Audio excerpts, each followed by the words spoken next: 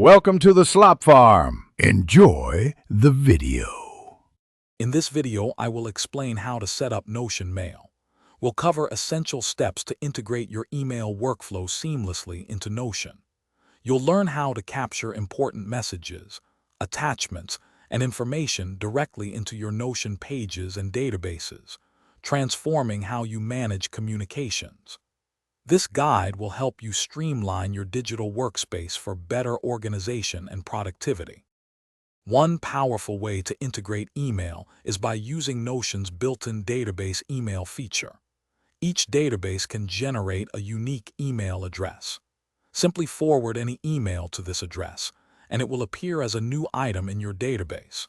You can even set up properties to automatically pull information like the sender, subject, or body content, making organization effortless. For more advanced integrations, third-party tools are incredibly useful. Services like Zapier or Make allow you to connect your email client, such as Gmail or Outlook, directly with Notion.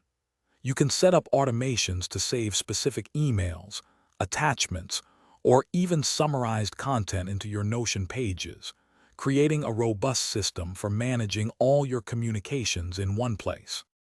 To truly optimize your Notion Mail setup, consider creating dedicated templates for various email types, like client inquiries or project updates.